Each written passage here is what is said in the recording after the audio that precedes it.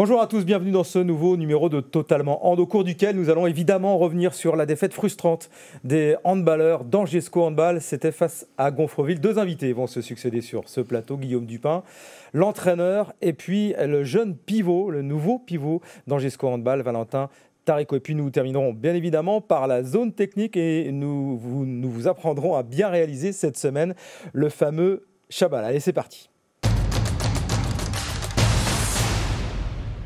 Guillaume Dupin, bonjour. Bonjour. Bon, Bonjour Guillaume, Thierry. après avoir parfaitement lancé votre saison, c'était, on le rappelle, face à la réserve du Paris Saint-Germain, vous avez bien failli récidiver face à un adversaire qui était très costaud, vous vous y attendiez.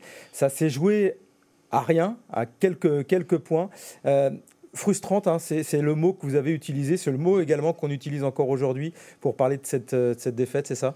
Oui, frustrante parce que le match il est à notre portée, on le maîtrise, on va dire presque tout le match, c'est-à-dire qu'on est devant, +1, +2, égalité devant sur tout le match, à part sur les 7 dernières minutes où voilà, sur quelques détails, on rate des shoots assez faciles, on défend un peu moins bien. Donc voilà, quelques erreurs qui fait qu'on perd, mais effectivement face à une belle équipe. Donc voilà, ils sont arrivés second l'année dernière. C'était quand même un gros match et un gros premier test. Donc voilà, ce qui est frustrant d'un côté et rassurant de l'autre, c'est-à-dire qu'effectivement c'est quand même intéressant qu'on soit à ce niveau-là déjà en ayant changé quand même une grosse partie de l'effectif. Donc c'est plutôt rassurant d'être aussitôt prêt et aussitôt proche de ce genre d'équipe de qualité. Alors là, on vous voit sur les images avec votre nouveau joli maillot jaune, le maillot à l'extérieur. Donc cette frustration, elle vient plus finalement de détails. Oui. Ouais. Elle vient de détails. Nous, on a fait essentiellement la vidéo hier sur que des erreurs individuelles, qui fait que ça nous permet pas de gérer notre projet collectif. Donc on a essayé de gérer ça. Effectivement, voilà, si on fait 2-3 erreurs de moins de concentration ou de moins d'erreurs techniques, fait que le match bascule en notre faveur. Et après, est-ce qu'on a paniqué, pas paniqué ? Voilà, c'est tous ces éléments-là, mais voilà, il faut apprendre à gagner. C'est ce que je dis souvent, qu'on soit bon ou pas bon. Moi, j'estime qu'on n'a pas fait encore un très grand match. Donc j'estime qu'on n'a pas été très très bon. Mais voilà, sans être très très bon, on est devant. Il faut qu'on apprenne à gagner ce genre de match. Soit les tuer avant, ce qui permettrait à ce que l'équipe ne revienne pas, soit voilà, être plus saignant ou plus tranchant sur les moments décisifs. Alors, il y a donc plein de motifs de satisfaction. Il y a toujours des faits de jeu dans n'importe quel match. Cette fois-ci, c'est l'entrée à Gonfreville d'un jeune gardien. Je crois que c'est même pas le gardien remplaçant, c'est le troisième gardien qui rentre puis qui est un petit peu en feu. Alors, est-ce que c'est lui qui est extraordinaire et qui met le doute dans la tête des attaquants, ou c'est justement vos joueurs qui sont pour le coup un peu moins adroits? Oui, effectivement, c'est le troisième gardien qui sort un peu de nulle part, donc on l'entend pas vraiment. Et effectivement, souvent, ce troisième gardien-là qu'on connaît pas, il fait des exploits. Et après, il fait des exploits pour moi sur toujours les mêmes styles de parade et les mêmes types. Voilà, sauf qu'on réfléchit pas trop plus que ça au shoot. Alors que si on attend un peu, qu'on arrive à le lire, c'est quand même un gardien qui explose dans tous les sens. Donc je pense qu'à son niveau en réserve, c'est un gardien à partasse, comme on dit chez nous. C'est-à-dire qu'à un moment donné, il peut faire 25 arrêts, mais si on arrive à le lire, il fait 0 arrêt. Donc voilà, là, je pense que si on avait été plus lucide au niveau du shoot, et vouloir moins tirer fort pour shooter fort, je pense qu'on aurait eu des solutions faciles. D'accord, un gardien partasse. Oui, c'est l'expression. D'accord. C'est mon expression. C'est l'expression Guillaume Dupin, c'est pas forcément l'expression handball. On est là aussi pour vous apprendre les termes du handball, évidemment. Il y a plein de bonnes satisfactions. Il y a le retour de Kike Plazalara. Alors, on sait qu'il était blessé, il revient tranquillement, parce que ça doit être forcément votre leader d'attaque. Vous l'utilisez avec parcimonie, mais il était là déjà. Il était là au premier match. Il était là au premier match. Il a encore un peu pu jouer ce week-end. Effectivement, voilà, il faut qu'on le stabilise dans le projet, dans le jeu d'attaque, mais défensivement aussi. Il est plutôt performant. Donc voilà, il faut qu'on continue à l'inscrire dans toujours plus de durée, mais voilà, il faut que son épaule revienne entièrement. Mais c'est plutôt rassurant, donc voilà, ça ne pose aucun problème de l'utiliser. Bon, prochain déplacement, ça arrive très vite. Enfin, 2 déplacements consécutifs. Cette fois-ci, c'est à Rennes, qui s'est incliné d'un petit but face à la réserve du Paris Saint-Germain. Preuve que le PSG, c'était costaud quand même. On voit les résultats d'ailleurs de cette deuxième journée. Rennes, quel type d'équipe vous attendez ? Rennes, c'est une grosse équipe défensive qui défend très très haut, très agressif, avec 2 très bons gardiens derrière. Donc c'est difficile de les manœuvrer sur ça. Ils pêchent un peu plus dans le jeu offensif, mais voilà, si on arrive à réussir à attaquer leur défense, qui est vraiment pas facile parce qu'ils sont très forts sur le duel, très forts sur l'homme. Donc voilà, si on arrive à trouver des enchaînements offensifs corrects, je pense qu'on peut réussir à les faire déjouer. Maintenant, voilà, on sait que c'est une équipe qui souvent finit à moins de 20 buts chez elle encaissés. Donc moins de 20 buts encaissés, ça veut dire que nous, il faudra en prendre aussi encore moins de 20. Donc on va voir un peu le rapport de force. Voilà. Ce qui est important, ce que je vous ai dit avant la semaine dernière, c'est que le plus dur pour nous et le plus important dans cette poule, c'est réussir à se remettre dans le travail et se remettre dans l'exigence après une victoire ou après une défaite, parce que tous les week-ends on va avoir des matchs compliqués, donc on peut pas se reposer. Donc voilà, l'équipe qui réussit à se remobiliser le plus rapidement, pour moi, arrivera dans les 2 premières places. Bien, dernière chose avant de recevoir notre prochain invité, justement, c'est Valentin Tareco, votre jeune pivot. Il aime ça, la défense, la bataille. Oui. Là, il va avoir fort à faire ce week-end. Oui. Oui, il aime ça, la défense et la bataille. C'est quelqu'un qui est très agressif sur l'homme et qui, justement, pourrait défendre un peu comme Rennes, assez haut et assez bon sur le duel. Donc on va voir, il va se frotter à cette équipe-là, j'espère de la bonne manière. Pour le moment, il progresse de jour en jour, donc espérons qu'il continue à être exigeant et qu'il continue à être avancé pour pouvoir l'utiliser toujours plus en attaque. Merci beaucoup, Guillaume. Et justement, Merci. On va en parler avec lui dans quelques instants. Valentin Tareco qui arrive sur le plateau. Bonjour Valentin. Bonjour. Beau bébé, hein. C'est quoi les mensurations ? 1m90 pour 98 kg. Très bien. Pivot, donc. C'est ça. Tu as toujours été pivot, tu as toujours été à ce poste-là. Tu as toujours fait du hand ou pas ? J'ai toujours fait du hand, ouais. J'ai commencé dès 4-5 ans, on va dire. J'ai baigné là-dedans avec mes parents qui faisaient du hand. Après, je suis passé par beaucoup de postes. D'accord, lesquels ? C'est-à-dire que j'ai commencé, j'étais plutôt demi-centre. Ouais. On va dire que je m'en suis toujours sorti par rapport à la défense. Après, en prenant du poids et toujours la défense qui me sauvait, je suis passé pivot. Ce poste m'a plu, vu que c'est vraiment un peu un poste de bagarreur et c'était un peu mes caractéristiques. Donc ce poste m'a plu, je l'ai gardé. Qu'est-ce qui te plaît justement ? Parce que c'est vrai que c'est un poste particulier.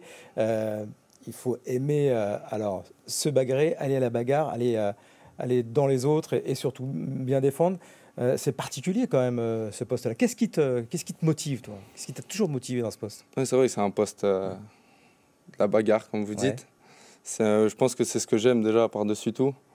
Je suis un bagarreur, je suis un battant. Ensuite, ce que j'aime bien aussi, c'est que je pense que c'est aussi un poste de bagarre, de force, mais en même temps, faut être aussi de un peu très malin. Vicieux. Voilà, c'est ça. C'est qu'en étant vicieux, on peut s'en sortir, en étant pas moins bagarreur, mais moins physique que d'autres pivots, mais on peut s'en sortir par le vice. C'est qui ton modèle absolu, le meilleur pivot pour toi ? Pour moi, au jour d'aujourd'hui, le meilleur pivot, c'est Nicolas Tournat qui joue à Nantes. D'accord. Après, voilà, c'est un monstre physique et vraiment une qualité exceptionnelle. Il faut surtout avoir de grosses qualités physiques, alors que tu as, toi, la nature t'a doté de ces qualités-là. Pour ça aussi qu'aujourd'hui... Il faut un minimum, je pense. Après, on voit des pivots assez petits, mais beaucoup plus roublards. La formation, c'est du côté de Créteil, grande école de handball. Tu as fait toute ta formation là-bas avec des grands joueurs forcément qui sont sortis, parce qu'il y a toujours des grands joueurs qui sortent de ce club-là, notamment Rémi, je crois, avec qui tu étais, qui est un petit peu plus âgé que toi. Pour apprendre le hand, il n'y a pas beaucoup mieux ? Moi, ça m'a plu. Je suis né à Créteil, j'ai vécu à Créteil, j'ai toujours joué à Créteil. C'est clair que c'est au niveau de la formation bien meilleur, mais c'est vraiment une très bonne formation. J'ai côtoyé Nedim, j'ai côtoyé un petit peu Hugo Desca sur la fin. Tu as joué un petit peu au plus haut niveau, tu t'es entraîné en tout cas avec les pros. Ouais. J'ai côtoyé les pros, même des joueurs comme Quentin Minel qui sont sortis, avec qui j'ai côtoyé un minimum, même plutôt en dehors du terrain, mais ces personnes qui m'ont beaucoup appris quand même. Quand on est à côté d'eux, voilà, on les écoute et on a juste à écouter, à essayer de faire pareil. Alors, c'est dur de sortir évidemment dans ce genre de club. Il faut aller voyager un petit peu. Toi, tu es allé du côté de Cherbourg et puis aujourd'hui, c'est Angers. Qu'est-ce qui t'a plu dans le projet d'Angers School Handball ? Ce qui m'a plu dans le projet, c'est que je pense que c'est vraiment un club ambitieux. Après, mon contact avec Guillaume aussi, sa philosophie du handball, je pense qu'on a à peu près la même. Et tout ça, ça m'a plu. Je pense que cette année, on a une bonne équipe, on peut faire de grandes choses. Voilà. Déçu un petit peu, on en parlait avec Guillaume de cette courte défaite à Gonfreville. Toi aussi, tu es tombé là sur ce jeune gardien, il vous a mangé un petit peu le cerveau? Oui, vraiment, vraiment déçu. J'ai ressassé ce match tout le week-end. J'avais du mal à comprendre. J'ai refait la vidéo hier soir avec Guillaume parce que j'arrivais vraiment pas à comprendre ce qui s'est passé. Ce gardien, ouais, qui nous a fait mal. C'est vrai que voilà, parade atypique, enfin atypique. Toujours un peu la même parade. On est un peu tombé dans son piège. On fait quelques erreurs techniques que Guillaume parlait et qui nous coûtent le match sur vraiment des petits détails qui sont assez frustrants et encore frustrants aujourd'hui. Donc je pense qu'il faut qu'on remette cette frustration à samedi. À samedi face à Rennes. En dehors du handball, évidemment plein d'autres choses, que tu es tout jeune garçon, à peine 21 ans. C'est quoi tes autres centres d'intérêt? Le sport, beaucoup de sport ou plein d'autres choses, la musique, du ciné, la lecture? Je suis plutôt sport. Ouais. J'aime la compétition, j'aime jouer à tous les sports. Je suis pas mal sur le bodyboard. En étant même à Cherbourg, j'ai réussi à trouver ah oui, parce que c'est pas forcément un spot où on pouvait en faire. Après, voilà, quand je suis chez moi, j'écoute un peu de musique, mais je joue un peu à la PlayStation, à des jeux de sport encore, avec mes amis. Et voilà, à peu près, ouais, ça tourne autour du sport. Quand je peux voir des matchs de sport. Bon, il y a ce qu'il faut en tout cas surranger les occupations d'un garçon de ton âge. Est-ce que tu maîtrises bien le geste du Shabala? Ça peut faire partie des atouts aussi quand même. Ouais, celui-là, ça pivot, va, ça. Ouais. Je le maîtrise à peu près. Maîtrise à peu près. Le grand spécialiste dans l'équipe, c'est qui? Gonzalo. C'est Gonzalo? Ouais, c'est lui qu'il faut aller voir? Ouais, vous pouvez aller le voir. Bon, alors. Vous auriez pu venir me voir moi aussi. Mais... Écoute, on va t'écouter, on va aller voir Gonzalo et après on verra si tu peux aussi nous épater.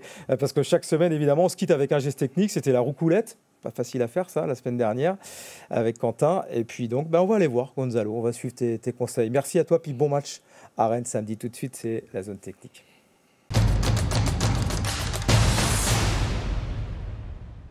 Bien, puisqu'il paraît que c'est Gonzalo Valerio, le spécialiste du Shabala, on va aller le retrouver. Il est là avec le ballon dans les mains. Gonzalo, bonjour. Bonjour. Alors, Shabala, on a vu la roucoulette la semaine dernière. Le Shabala, c'est quoi? Si tu peux nous expliquer rapidement en quoi ça consiste. Bon, c'est un tir, c'est un mouvement que tous les joueurs presque utilisent, au moins les joueurs qui essaient d'être le plus technique possible, comme les ailiers, les pivots par exemple. Et c'est un tir qui consiste, en gros, quand un joueur fait 2-3 tirs en force, et le gardien il s'attend que tu vas tirer fort, tu vas tirer en force, là tu fais un tir où tu utilises plus le poignet. Et la balle, elle part pas vite, elle part comme ça, part un peu comme ça. Donc le gardien, tu sautes fort. Le gardien, il s'attend que tu tires fort et tu tires vite. Du coup, il va faire un mouvement. Et là, la balle, elle passe doucement à côté de sa tête, à côté de ses bras. Ça peut ressembler à la panenka en oui, football, un peu, oui, le penalty panenka, oui. doucement. Quand un joueur il est isolé face au gardien, il met un petit piqué. Tout est dans le poignet là? Oui, dans le poignet et un peu dans le torse aussi. D'accord. Ça se travaille? Toi, tu l'as beaucoup travaillé? Oui, quand j'étais jeune, quand j'étais plus jeune. Ok, donc tu es le meilleur au Shabala, au scoop. C'est comme ça que Valentin ou même le coach nous l'a vendu. Donc, je sais pas. Valentin, il fait des bons chabs aussi. C'est vrai? On te regarde faire alors? Vas-y, on te regarde. Et plus elle passe à côté de la tête du gardien, plus le gardien il s'en fout, il devient fou.